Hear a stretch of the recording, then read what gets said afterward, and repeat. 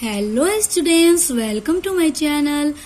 सो student, जैसा कि आपके बीए फर्स्ट सेमेस्टर समाजशास्त्र यानी सोशियोलॉजी के जो नई शिक्षा नीति के अनुसार आपका सिलेबस है उसको मैं पूरा कवर करा रही हूँ। और आपके नए सिलेबस में पूरी टोटल 8 यूनिट्स हैं, जिसमें से मैंने आपकी यूनिट 1, 2, 3, 4 एंड 5 पूरी कंप्लीट करा ली है। उसमें एक भी टॉपिक आपका नहीं छूटा है। मैंने हर एक टॉपिक को बहुत अच्छे से नोट के साथ कवर करा लिया है। और स्टूडेंट, आपकी यूनिट 6 भी मैं स्टार्ट कर चुकी हूँ और आपकी यूनिट 6 है सामाजिक सांस्कृतिक प्रतिक्रियाएं, जिसमें सहयोग और संघर्ष के ऊपर मैं वीडियो बना चुकी हूँ। इसको पूरा अच्छे से कवर करा चुकी हूँ, तो इसका लिंक मैं आपको डिस्क्रिप्शन बॉक्स में दे दूंगी। ये वीडियो पढ़ने के बाद आप उसको पढ़ लीजिएगा, क्योंकि हर एक टॉपिक आपका बहुत इंपॉर्टेंट है। किसी भी टॉपिक से आपके क्वेश्चन बन के एग्जाम में आ सकते हैं। उसके अलावा स्टूडेंट्स, मैंने आपके बीए फर्स्ट सेमेस्टर के इम्पोर्टेंट क्वेश्चन जिस तरह से एग्जाम में आते हैं उसके ऊपर भी बहुत सारी वीडियोस बना चुकी हूँ। उसके अलावा जो आपके बीए फर्स्ट सेमेस्टर का समाजशास्त्र का एग्जाम में पेपर जो आता है, तो उसका पेपर का भी मैं वीडियो बना चुकी हूँ कि किस तरह का पेपर होता है आपका, कितने पार्ट्स में होता है, कितने सेक्शंस होते हैं, कितने ऑप्शंस होते हैं, कितने मार्क्स के होते हैं और किस टाइप के क्वेश्चंस आते हैं पेपर में, उसका भी वीडियो बना चुकी हूँ। तो पेपर का लिंक भी मैं आपको डिस्क्रिप्शन बॉक्स में दे दूंगी, आप वहां से उसको भी देख लीजिएगा। तो चलिए आज का वीडियो स्टार्ट करते हैं। और आज की वीडियो का हमारा टॉपिक है प्रतिस्पर्धा। और मैंने आपसे कहा था कि हम आपके एक एक टॉपिक को एक एक वीडियो में कवर करेंगे, ताकि आपको पढ़ने और समझने के लिए आसानी हो जाए। तो देखिए, प्रतिस्पर्धा मतलब होता है कंपटीशन, यानी प्रतिस्पर्धा को इंग्लिश में कंपटीशन कहते हैं। जो प्रतियोगिताएं होती हैं वही आपका प्रतिस्पर्धा होता है।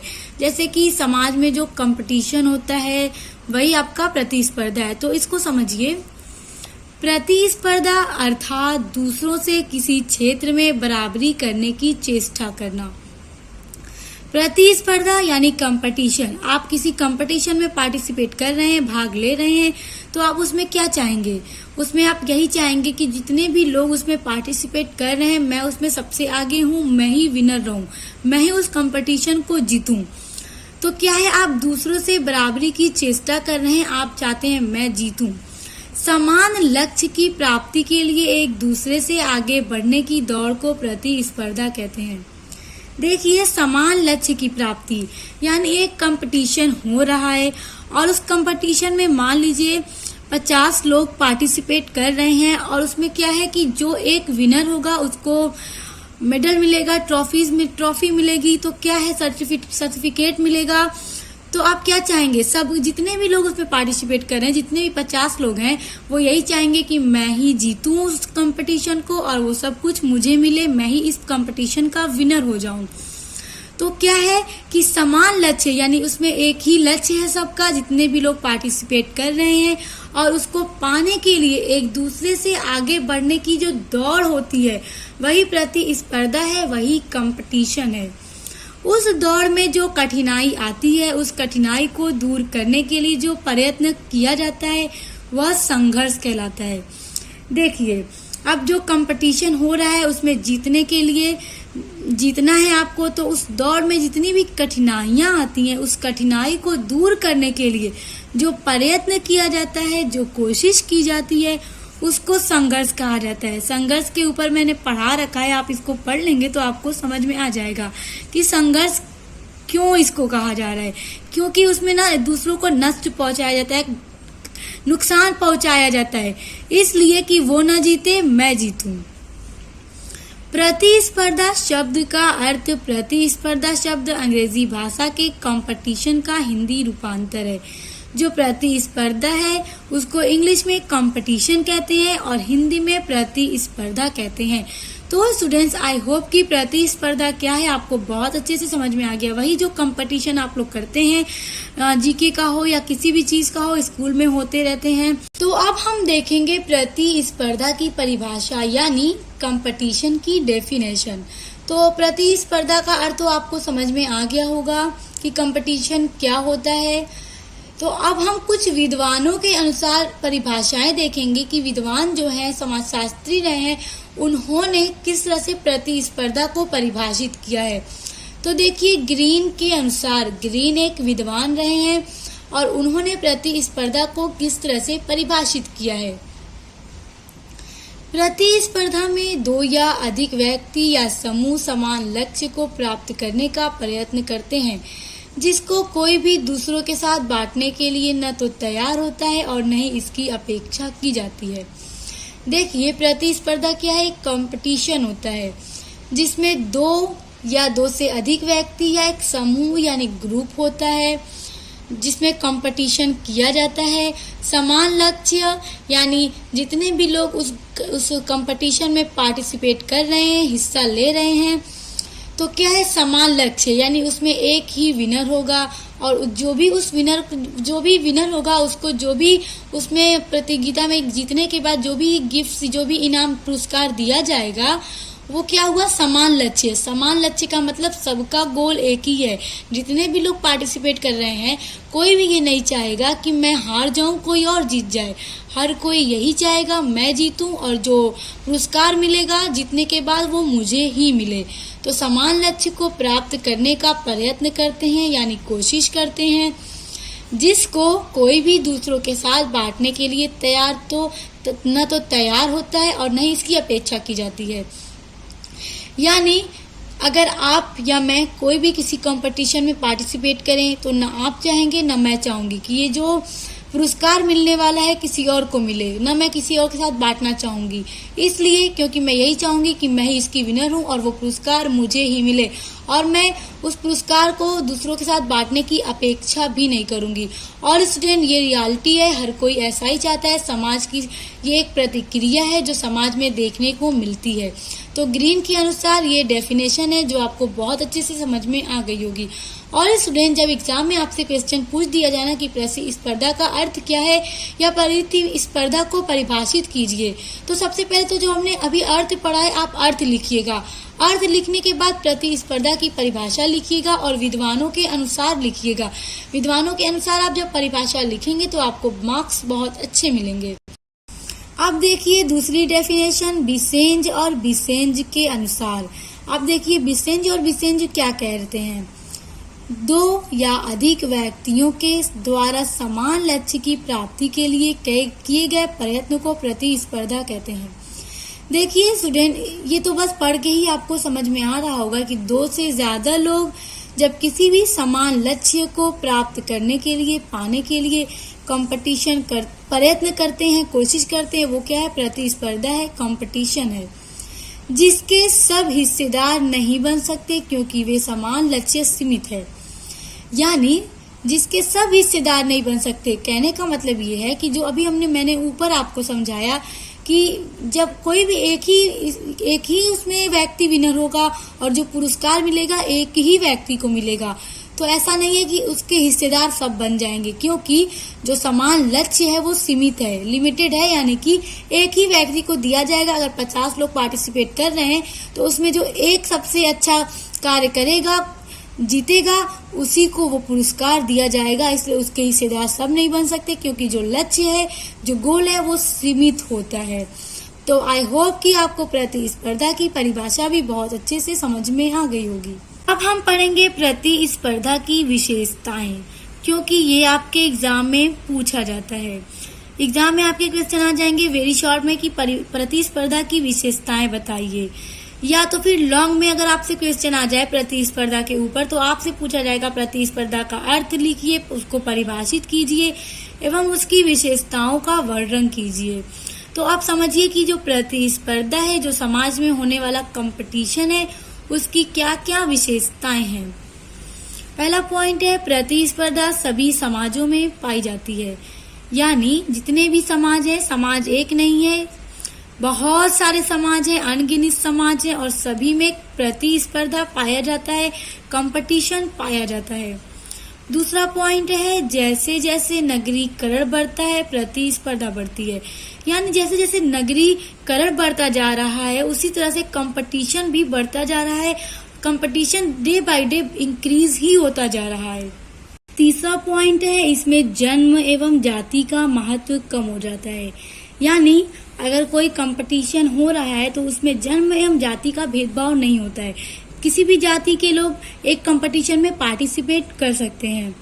चौथा पॉइंट है प्रतिस्पर्धा एक निरंतर प्रक्रिया है। जीवन के प्रत्येक क्षेत्र में प्रतिस्पर्धा हर समय पाई जाती है। यानी जो कंपटीशन है एक निरंतर प्रक्रिया है जो लगातार होती रहती है और जीवन के प्रत्येक क्षेत्र में हर जगह पे प्रतिस्पर्धा हर टाइम पाई जाती है। पांचवा पॉइंट है अयौगिक संबंध पाए जाते हैं। देखिए छठा पॉइंट है व्यक्ति के स्थान पर उसके प्रयत्नों से ईर्ष्या की जाती है। कहने का मतलब ये है कि जब कोई कंपटीशन होता है तो उसमें उस व्यक्ति से, अगर कोई व्यक्ति ऐसा है जो बहुत ही अच्छा कार्य कर रहा है, प्रयत्न कर रहा है, कंपटीशन में जीतने की अच्छी तैयारी कर रखा है, तो वहाँ पे उस व्यक्ति से नहीं बल्कि उसके बदले उसकी जो प्रयत्न है, जो कोशिश है जीतने की, उससे जलन लोग करने लगते हैं, यानी लोग उसे जलने लगते हैं। सातवां है क्षमता एवं योग्यता के द्वारा प्रत्येक व्यक्ति प्रतिस्पर्धा में भाग ले सकता है। यानी अगर कोई कंपटीशन हो रहा है तो उसमें अपनी क्षमता और अपनी योग्यता के द्वारा हर इंसान उसमें पार्टिसिपेट कर सकता है। देखिए स्टूडेंट्स, हमने प्रतिस्पर्धा की विशेषताएं भी पढ़ ली। अब हम देखेंगे प्रतियोगिता के लाभ या महत्व।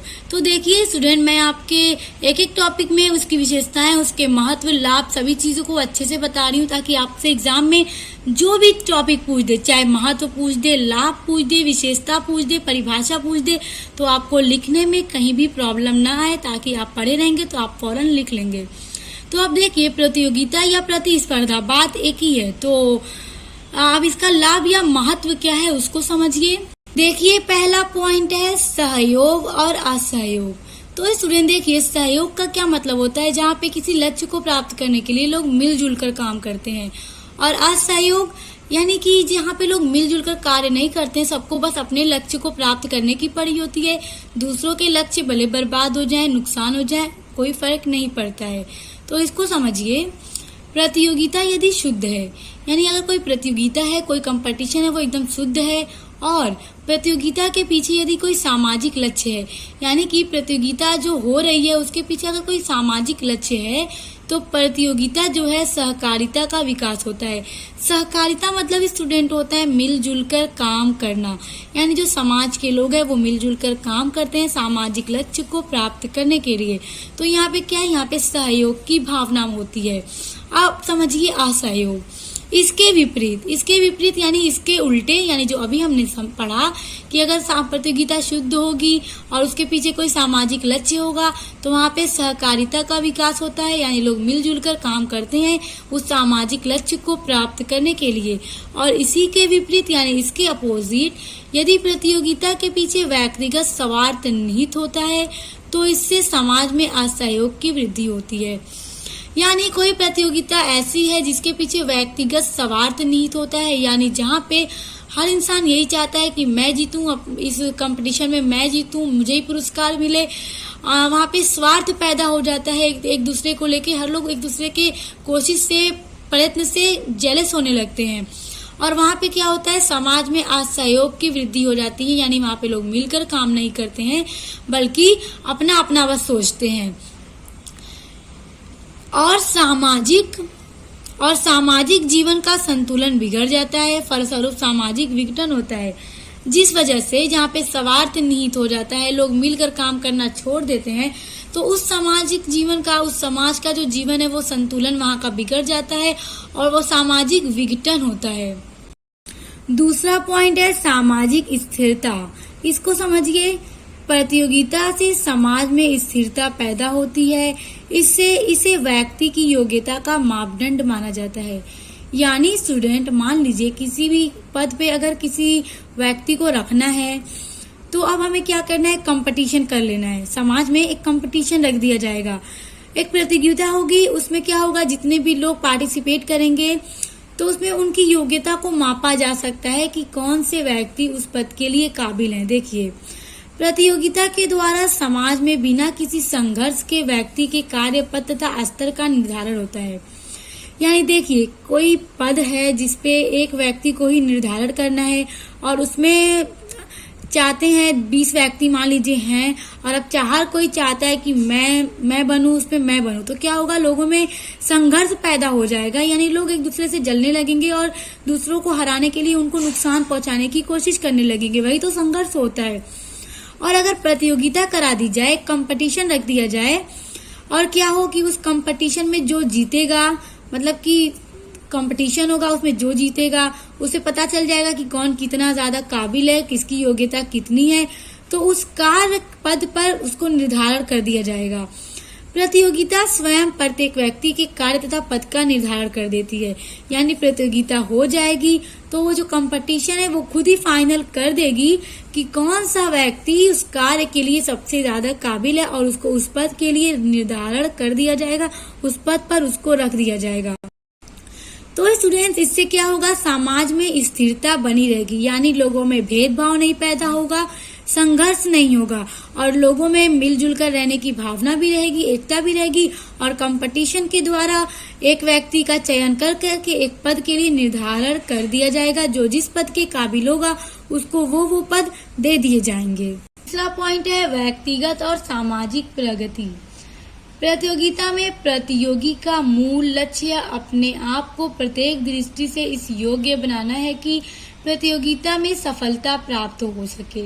यानी एक कंपटीशन हो रहा है और उसमें जो भी लोग पार्टिसिपेट कर रहे हैं, तो उनका मेन मकसद क्या होता है कि वो अपने आप को उस काबिल बना सके कि उसके लिए अपने आप को योग्य बना सके और कंपटीशन में सक्सेस हो सके।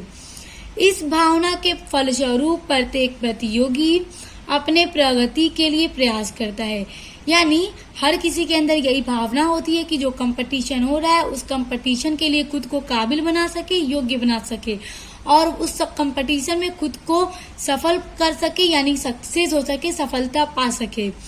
तो इसी भावना के लिए प्रत्येक जो प्रतियोगी है, यानी जो उसमें पार्टिसिपेट कर रहा है, जो हिस्सा ले रखा है, अपने प्रगति के लिए प्रयास करता है, यानी अपनी प्रोग्रेस के लिए कोशिश करता है, और जितनी कोशिश वो कर सकता है वो करता है कि वो कंपटीशन में सक्सेस हो सके। चौथा पॉइंट है व्यक्तित्व का विकास। प्रतियोगिता के फलस्वरूप मनुष्य के व्यक्तित्व का विकास होता है।